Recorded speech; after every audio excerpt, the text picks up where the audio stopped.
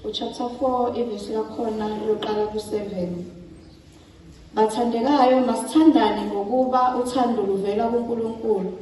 Nabo bonke abathandayo bazelwe nguNkulunkulu. Bayamazi uNkulunkulu, ongathandiyo akamazi uNkulunkulu ngokuba uNkulunkulu uluthando. Haleluya. Nasekuseni bengizokhuluma nabantu abasha ukuthi kukho konke singabazalwane simele ukuthi sithandaneni. Lokho kuyisifiso sikaNkulunkulu athanda ukuthi sikwenze, sithandane. Uthi evini lakhe onindwe inyama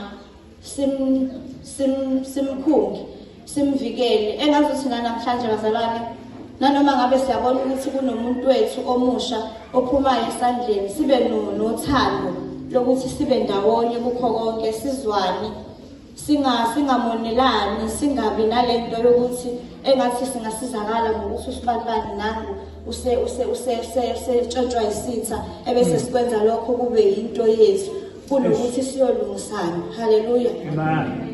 Esikhathini sanamhlanje siwulusha esingathi besingawulusha esibonisanayo amaphutha ethu ukuthi ake asisahambi kahle ngalana, phela manje uNkulunkulu akayifuni le ndaba le. Haleluya.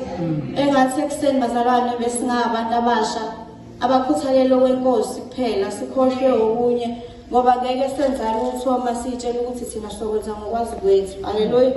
uNkulunkulu uyena yedwa ke bazalwane oyithemba lethu, uyena yedwa futhi osiqondisa njalo endleleni. Ngalawo mazwi bengizonxusa nje kubantu abasha kwinyanga yethu bazalwane sizophela ukuthi let us fix our crowns guys, singabukelani phansi kunanoma yini, sithwalane ngakho konke, sifunde izwi likaNkulunkulu because angeke senza lutho ngaphandle kwalo. Izwi likaNkulunkulu iyona guidance yempilo yethu yonke. Haleluya.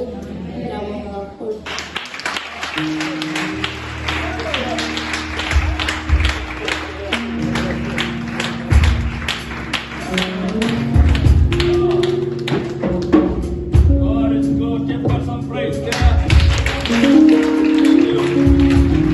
Somebody give God some praise and shout the name of Jesus. The Lord is good.